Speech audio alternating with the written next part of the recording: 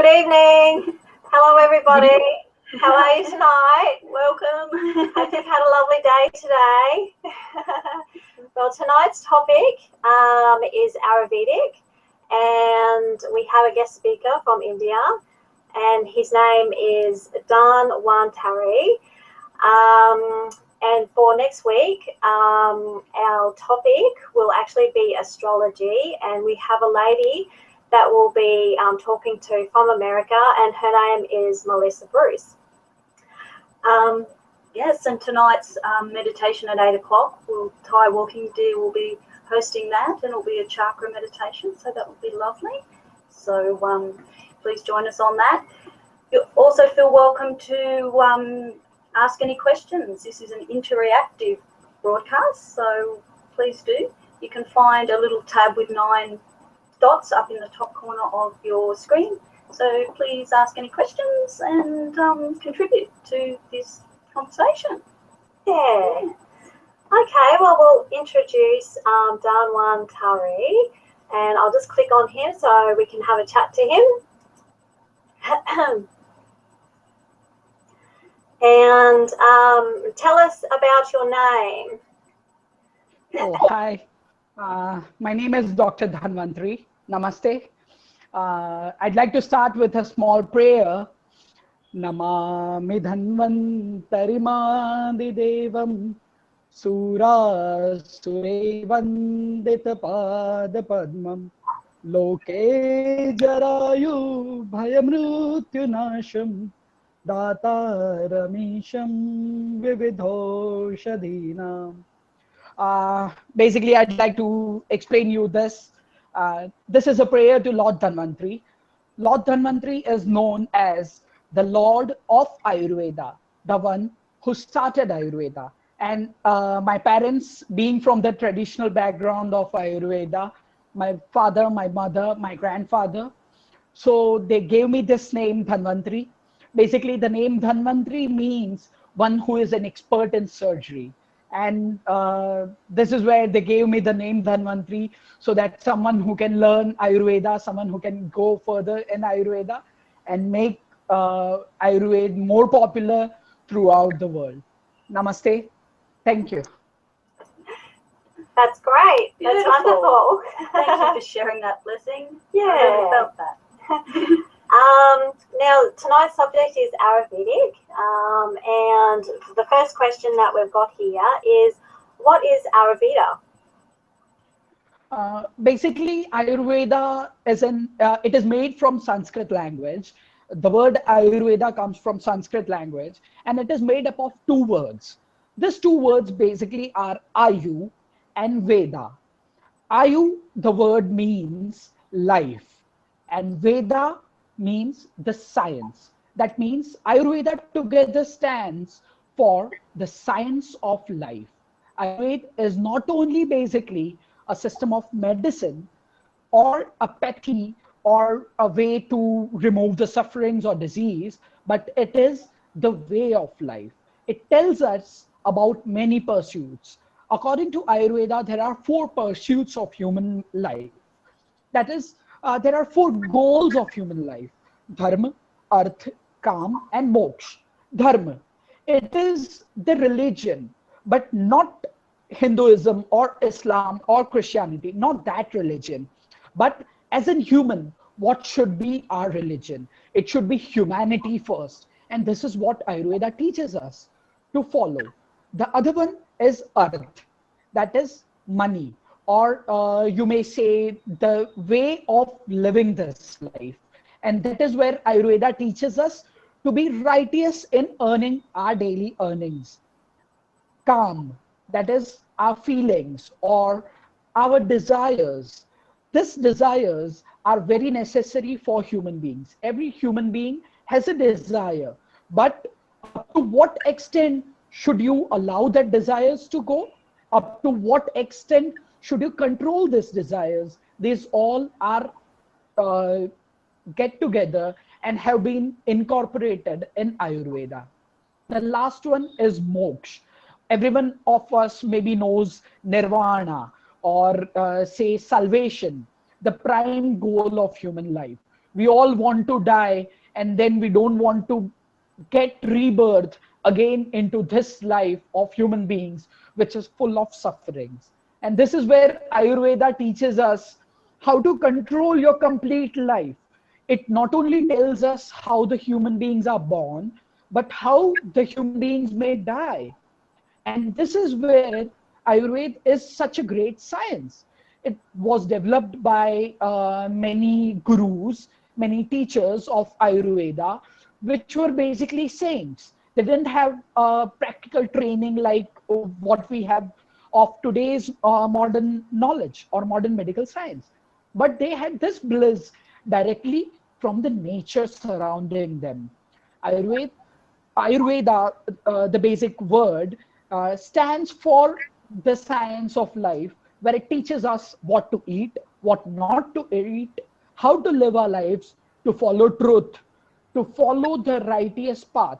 And that is where Ayurveda is something very great, I feel. Okay. The way you express that, you can feel a sense of beingness or a connectedness. Yeah. So thank you. You described that very well. Some other questions? So, how has Ayurveda been sustained in India over time? Because we know that there was the English invasion there at one point, and that. But yeah, so it'd be nice for you to explain over that, but also like the whole history. How has Ayurveda endured the time? Yes, I got you. The basic thing is Ayurveda is a very age-old science. The first text of Ayurveda, that is Charak Samhita, it was written by a person, Agnivesh. It was redacted and it was written, say, about 5,000 years ago. And since then, we can say there was a start of Ayurveda in India, basically, because this is the science which was developed in India. And as it says, it has been related to the human beings since the start of human life. Because everything surround us is somewhere or other way helpful to us, right? So that is where Ayurveda is a very, very old science. And Ayurveda came into existence, say, about 5,000 years ago. The students at that time used to learn Ayurveda from the saints or their teachers. India had a system of schooling which was very different from the modern schooling which we have today. At that time, what used to happen was someone who was very experienced, someone who was very learned, used to have a very small place of his own, and then he used to keep students who used to come to learn Ayurveda, the life sciences, and many other sciences together. Say about 10 to 15 students used to get together and stay at their teacher's house. They didn't used to go back to their houses. And what they used to do is they used to stay at their teacher's house. They used to live their life with their teachers for about 10 to 12 years. And it used to start after 12 years of age of a child. So a child, after being of 12 years of age, he goes to his teacher's house, stays there for 10 to 12 years. That is what we call as schooling or colleging according to India. Now, these saints, these teachers used to teach Ayurveda. But at that time, because there was no writing, so people could not get together a book. But later, just a second, excuse me. But later, people used to started remembering these things. And later, when the development of writing started, they wrote a book. And the first book amongst that was Charak Samhita. That is the first book of Ayurveda written by Acharya Charak, who is known as the foremost doctor of Ayurveda. Just a, excuse me. And now, when as time passed, there were many new researchers in Ayurveda. Many people came with medicines of Ayurveda, and then people started using it in India. It was the only system of medicine up to a very long time. And because India was not only invaded by the Britishers, but it was also invaded by many others. Like you say, in the center, at the start of the AD, what we say, the first AD or the second AD, at that time started the Buddhism. When the Buddhism came, there was an idea of non-violence. At that time, when Ayurveda developed, it was developed as a science where surgery was also practiced. But as Buddhism came into existence and it was believed that it was non-violent, it was favoring non-violence, many people opposed the ways of surgery of Ayurveda during that time. So Ayurvedic surgery somewhere got harmed due to this. Then later came the Muslims, the Islam, Mughal emperors in India during the 14th century. When this 14th century Mughals came to India, they again harmed India because they took their culture from the West, or say from the extreme East, and came to India. And then they started having their own system of medicine. And because of that, Ayurveda again got depressed somewhere. And then in the 19th century, when the Britishers came, they brought together with them the Western system of medicine, that was homeopathy or the modern medicine which started.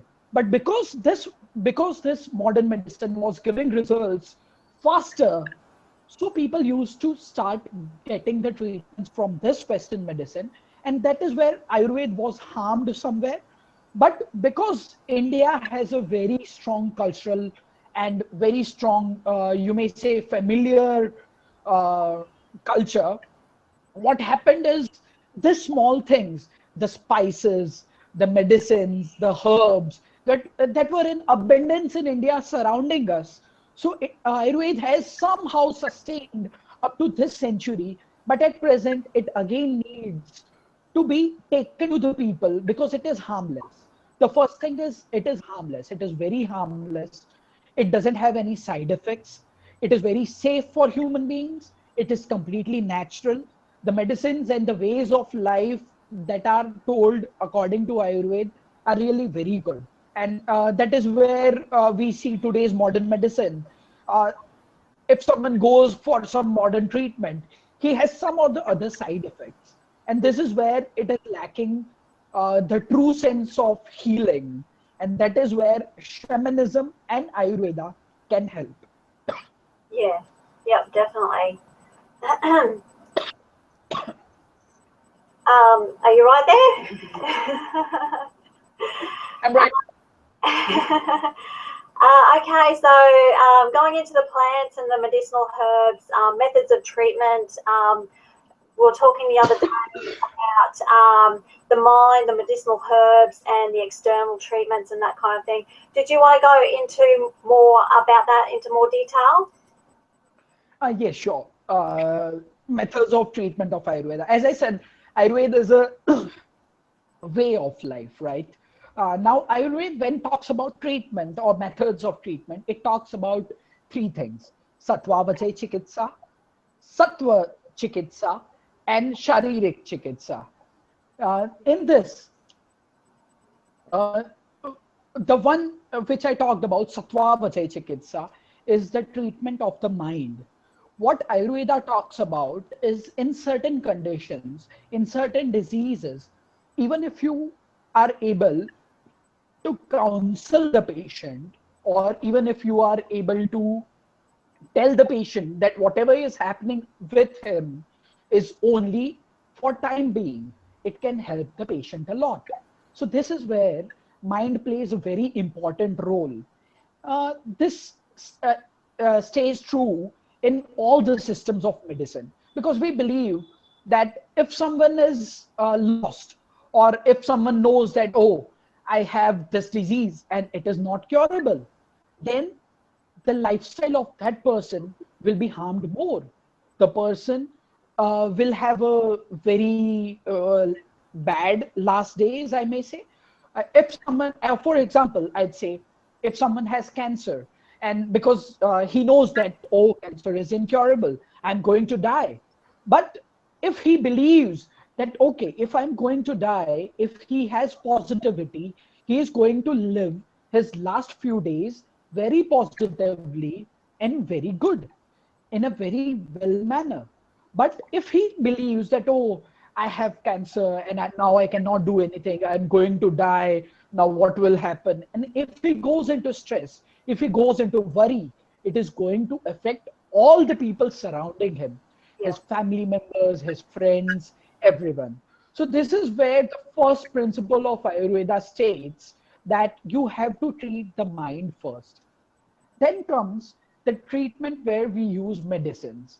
In certain diseases where we have been affected by a disease, we need to give certain medicines. The medicines of Ayurveda are all herbal. We also use certain metals and metallurgy things, but those are in only say 5 to 10% of the medicines at present. Rest all the medicines which Ayurveda uses for treating the diseases are all the herbs and plants which are surrounding us. Ayurveda says that whatever is surrounding us is the most important for us.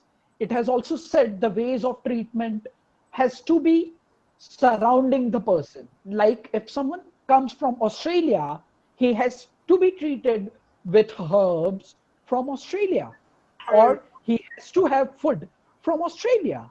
Okay. But if I start giving him spices and very hot substances from India, it is not going to suit him because his body has not been used to with that kind of materials. So this is where the second principle of Ayurveda, where we treat with medicines. Yeah. And then there comes the third part where there are external treatments. These external treatments include, say, meditation, vibrations, healing powers, massage, and the purificatory therapies. That is what I talked about, Panchkarma, the 5 purificatory therapies where we make the person do vomiting, we make the person undergo purgation, we give enema to the patient. These are all under controlled, medicated enemas, medicated vomiting, medicated purgation, right? So it is completely controlled, and these are all the external therapies. In this external therapies, again, the meditation plays a very important role. When into meditation, we are in complete control of our own mind and the whole body, Yeah. because meditation gives us a sense of total control all on ourselves. Yeah. There are few things like vibrations. At the start, as I said, Namami Dhanvantari means I sang a prayer, a music therapy. These are all the positive energy, positive vibrations, or positive modes of energy transformation to a patient.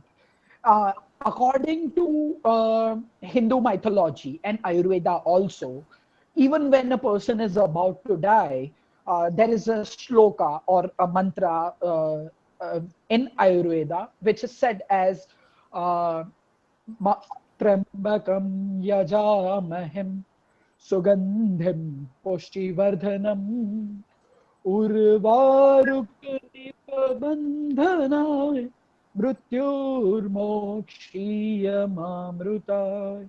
This shlok, basically, this mantra, it gives a very positive vibrations, and it has been scientifically proven in many parts of the world. People in USA are at NASA, they are doing some research on the word Om. They are saying that this word Om, which we speak during meditation, has a very good vibrational healing power. Even if we speak this Om, many of our worries, many of our troubles are getting subsided Yes. because of these vibrations. These vibrations are a way of healing, and thus meditation, control of mind, these all are things play a very important role in Ayurveda, along with the medicines of Ayurveda, the external therapies of Ayurveda. So Ayurveda basically is a complete science, I may again say, that it includes every aspect of treatment of many of the diseases. Many diseases of today's world, like diabetes, obesity, hypertension, are considered to be incurable by the modern medicine, by the Western medicine. But Ayurveda plays a very important role in controlling these diseases very well. There are many medicines in Ayurveda which doesn't cause any harm to the normal body, but also treats these diseases. The Western medicine have medicines prepared for these things, for diabetes or for hypertension or for obesity. But these, in turn, after a long use of time, long period of time, causes some or the other harm to some other organs. So this is where Ayurveda plays a very safe side, and Ayurveda helps in healing the human body and helps to control and maintain the natural substance of the human body. Okay, great. I just have another question there in regards to the medicinal herb side of things. So, where you live in India, like, can you just tell us, like, what would be the 10 most popular herbs, medicinal herbs that you would actually use? When I have to introduce a basic 10 things or 10 herbs for Ayurveda, you know, Tulsi or Osmum sanctum. It is an herb which is very famous in India. Everywhere in every house, you will see basil.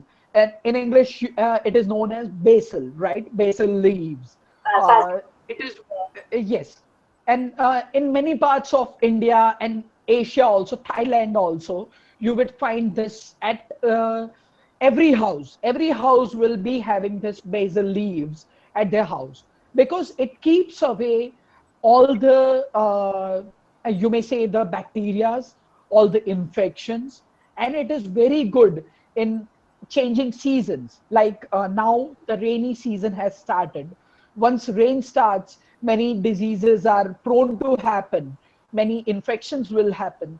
In that things, tulsi or basil leaves helps a lot. It helps relieving cough, it helps in obesity, it helps in many other diseases where secretions in the body have increased. So basil would be the first thing. Second thing would be cardamom. Cardamom is again very useful drug.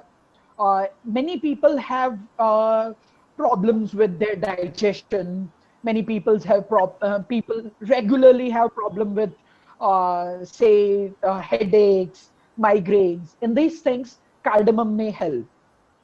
So the first one would be basil. Second one would be cardamom. Third one would be clove. The clove is very important thing because the clove helps us relieve all the throat problems. It also helps in digestion. It is also considered to be a very good brain tonic. This is where many less researches are done and people are trying to do, but these aromatic plants are really very helpful. Fourth one I talk about would be aloe vera. It has many external applications. It has many other, like when you have some hurt and you use aloe vera, there is some sticky substance in its center. You apply it to a wound, and the wound you will see magically recover very fast. The fifth thing would be turmeric. Turmeric is again a magic drug, a wonder drug of Ayurveda. Once you apply on the skin, on your face, there would be glow to your face.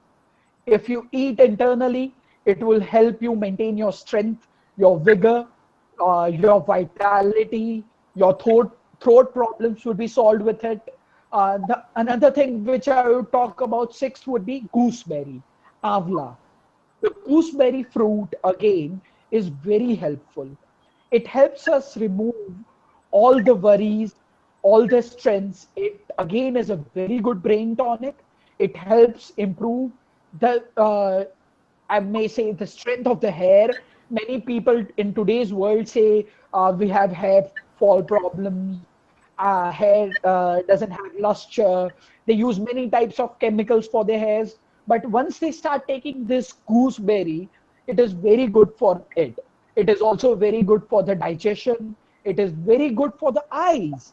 Once, if a person in the winter season starts taking gooseberry, daily at least one fruit of gooseberry or a small amount of juice of gooseberry, it is very good for them. Another drug which I would talk about would be the Piper longum and Piper nigrum. That is the black pepper, and the other from which we get the piperine, right? These two herbs are again very good to maintain our overall health. And these are basically the spices which are used regularly in the Indian food also. So these helps maintain the strength of the body. They are not harmful to the body, but they are very good for the human body. Another thing which I would like to talk about, which we get everywhere, would be, say, the vasa, or say it is the Adhatoda vasica. It is a plant. I don't exactly know the English name. I know the Latin name. It is Adhatoda vasica, and it helps relieve cough problems. It helps relieves many other skin diseases. It helps in itching of the skin. It helps in many other problems also. The other thing which I would like to talk about would be, we all know, I hope as you all do meditation, so you might be knowing Lord Shiva. Shiva is the one who is considered to be the Yogic.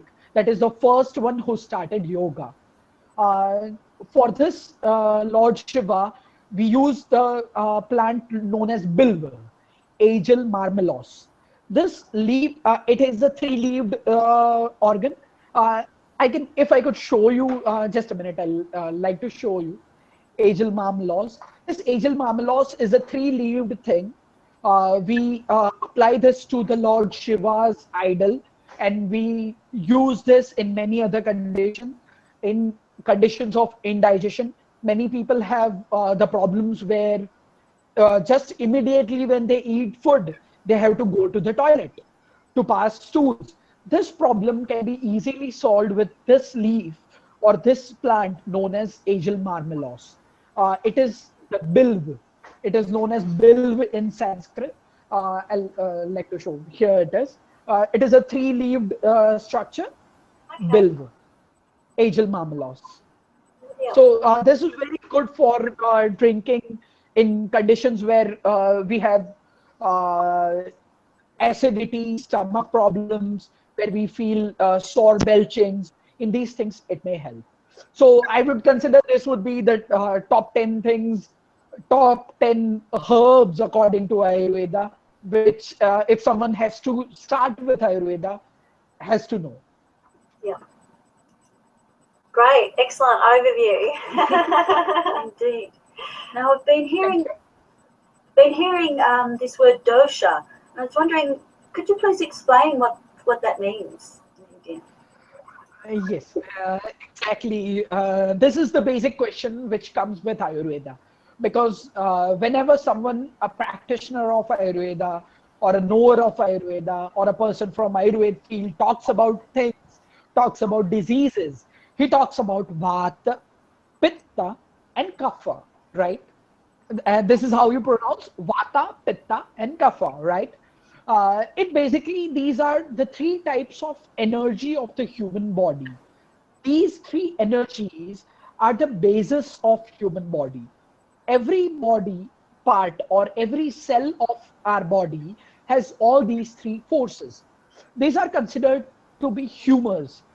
In English, they call it humors, Humors, right?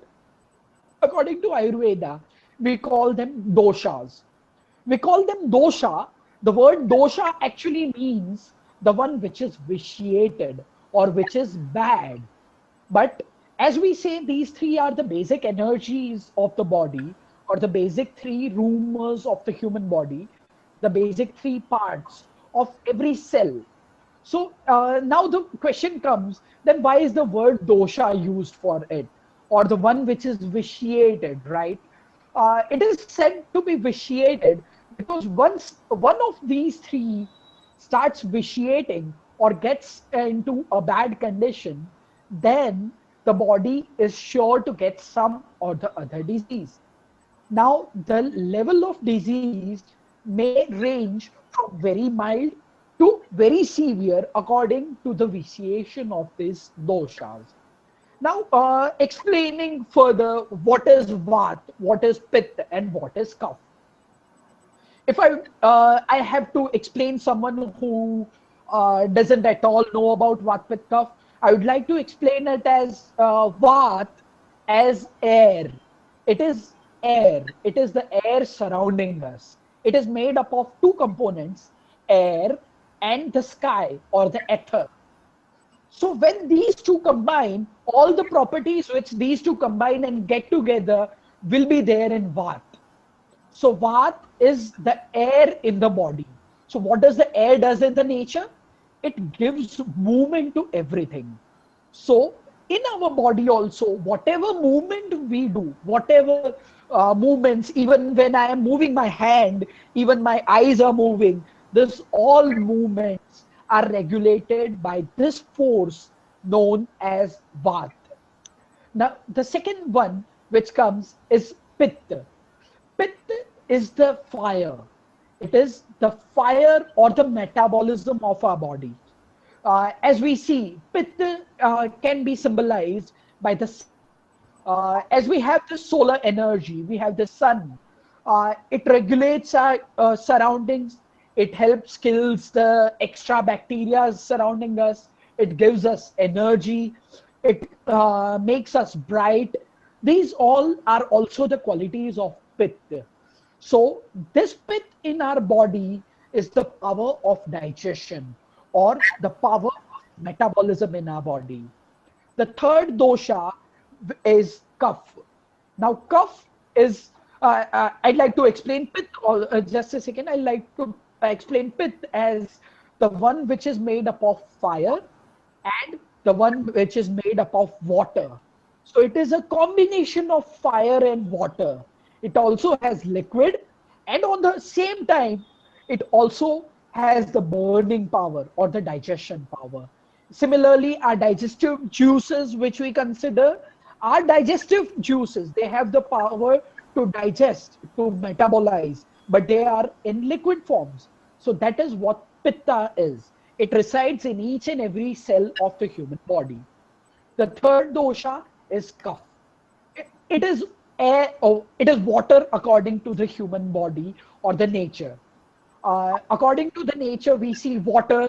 The work of water is to keep moving freely, to transport the nutrition, to transport the important channels, to transformize food into liquid form. These all things are kapha. So these three are the basic doshas, where Vat stands for air, Pit stands for fire, and Kapha stands for water. So these three are the basic guiding forces of our human body. And all these three forces must remain in a very balanced condition in order for us to remain healthy, in a state of perfect health, and to remain disease free. So the ways of Ayurveda are basically said to be keeping in balance all these three things. So once we start eating only hot food or only chilies, the pith in our body will get vitiated. We will feel warmth in our body. It is because of the pith increase. Once we start taking only drinks or cold drinks, or say the drinks which have more fluid content, then the cough in our body is to be increased. If this cough increases, we will get common cold, cough, pneumonia, or the problems where secretions of our body would be increased.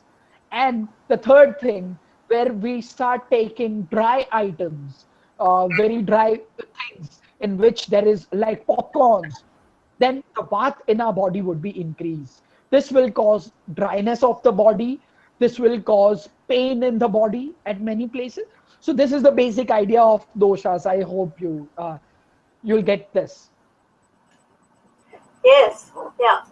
Yes, it's like balancing all the elements within us. Yes, exactly. Fantastic. And these three are the forces. Sorry, what was that? And these three, Vat, Pitta, and Kapha, these are the forces residing in each and every cell of our human body. And that is why we need to balance these also. Yeah. Yes, indeed. Did you got any more questions? Yeah, there's a couple more questions. The food habits according to Ayurvedic. What? The food habits, like the eating habits, according to Ayurveda. So, do you eat according to your particular dosha, or is it a balanced diet that you actually use? Yeah. Wow, it is a wonderful question. As I have said before also, when I told about methods of treatment, I told that one should use medicines or herbs which are growing in their own surroundings. This is what basically true for each and everything in Ayurveda. That is where about the food we know that eating the food which is available surrounding us is the best.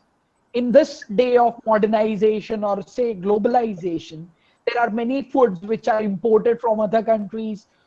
Even the rice or the rice grains which grow in Australia have a completely different constitutional property, chemical constitution, than the rice grains which grow in India.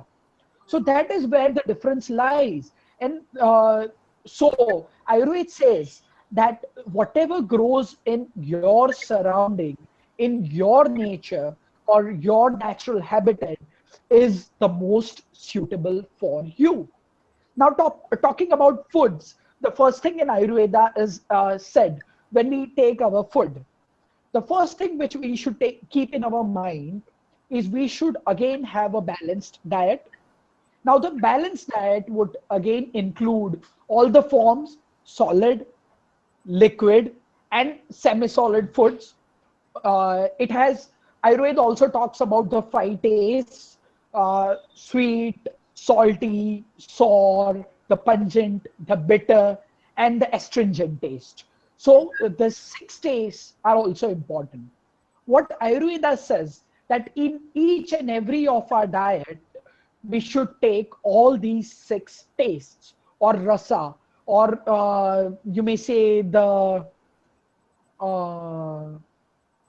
the flavors, right? So we should always take in each and every food. But when our disease condition is not in a balanced state, like if someone has diabetes, they cannot take sugar or they should not take sweet food. So according to their disease, they have then to modify their diet also. So this is where Ayurveda states that for a natural habit or naturally healthy person who is fit, who is healthy, they should take the food which has all the six tastes, all the six flavors. The other thing would be a very balanced diet, all types of foods. The third thing which Ayurveda says is we should divide our stomach into three portions. There's a chapter in Charak Samhita where they have mentioned about dividing the stomach into three parts. These three parts should be one part for the solid food, one part for the liquid food, and the third part should be kept empty. We should never eat too much of food that our complete stomach is filled with food. We should take one third of solid food, one third of liquid food, and the one third that remains should be kept empty. Excuse me. That's okay. So now in a disease and a healthy condition, there are different food habits, as I told. Now, the natural foods which grow surrounding us are the most suitable for us again. Now, many people talk about that the spices, Indian spices are very good, and many people import these Indian spices. But in Indian conditions, these spices may be uh, good for the Indian people. But once someone who is not habituated to taking that hot food takes that spices, can cause many other problems to these people, like stomach ulcers, or say acidity problems, hyperacidity problems, digestion problems, burning problems, burning sensation, fever. All these things may happen when someone who is not used to these spices takes these spices. Now, about the food habits, many say that India has Hindu culture or Hinduism, and they say Hinduism believes in a vegetarian diet. This is where, again, Ayurveda contradicts somewhat. Sorry, again.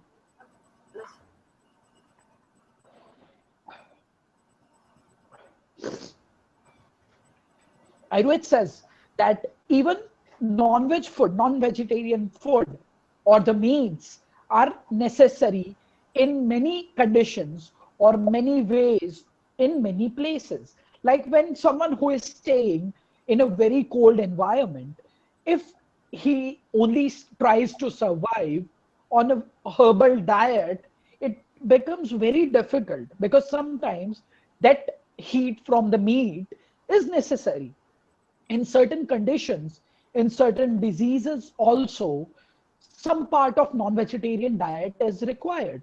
Ayurveda doesn't say that you have to be a vegetarian in order to remain healthy. There are many body kinds, there are many body types. As I said, cough. Now, when a person of cough takes a lot of meat or lot of liquid diet, it is going to harm him.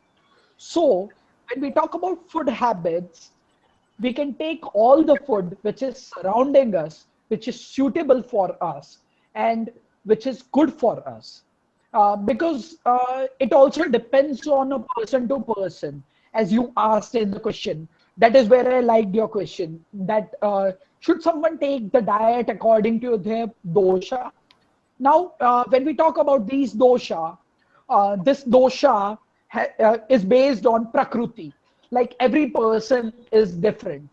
This is what Ayurveda believes. And that is where Ayurveda divides persons into a particular Prakriti or a basic type. So your dosha may be Kapha, my dosha may be Vat and Kapha together, or someone else's dosha may be Pitta. So according to this also, someone can change their diets, because someone who has pitta predominance would be a person who remains very angry. He gets anger very fast. He gets irritated very fast, because that pit in his body is his constitution and tends him to have that kind of nature, right? So when such kind of a person has to take food, he should take the food which are good in, say, liquid diets, milk, or which are cold in potency, which will help pacify his pitta dosh. So you said very rightly that one should also take care of his dosha while taking into consideration his food habits. Okay. Yeah. And that's very fascinating. Thank you so much, Dhanwantari, for sharing an insight into Ayurveda. And I really learned a lot, and just how important it is to think of the environment we live in and eating the foods, growing in nature, in our environment. So thank you so much for sharing that with us. Yes, thank you.